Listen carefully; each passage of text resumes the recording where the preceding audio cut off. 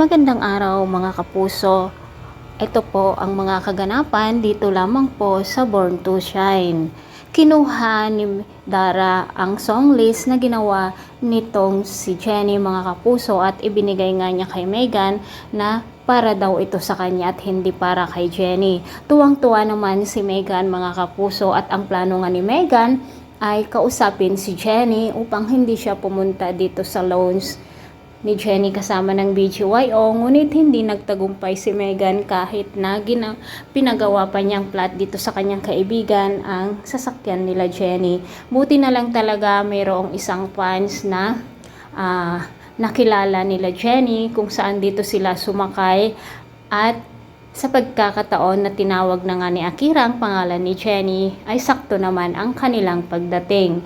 Talaga namang kahit na ano ang gawain o gagawin ni Megan na hindi maganda ay talagang hindi rin magtatagumpay dahil nga mabait si Jennie kung kaya't binibigyan siya ng pagkakataon ng tadhana. Mga kapuso, masayang-masaya nga si Jennie at ang BGYO dahil successful ang kanilang collaboration. At ang sweet nga ni Akira at Jennie at talagang bagay na bagay sila. Kapuso, sinabi nga ni Bana dito kila Jennie na magsisimula na silang gumawa ng kanta dito sa Engrande Music kung kaya tuwang-tuwa na nga o tuwang-tuwa ang pamilya ni Jennie lalong-lalo na siya.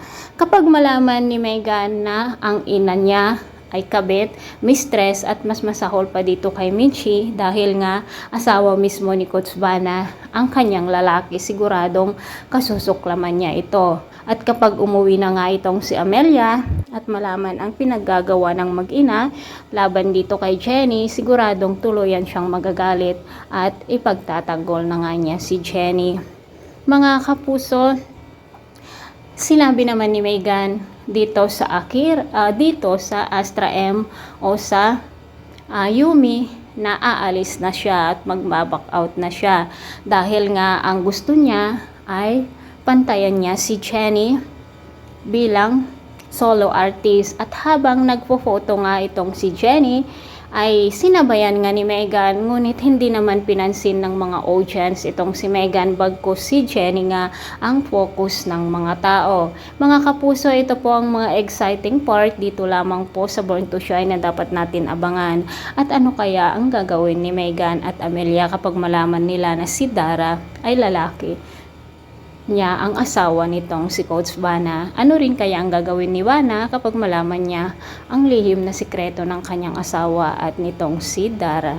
Maraming salamat mga kapuso sa walang sawang bye bye, God bless.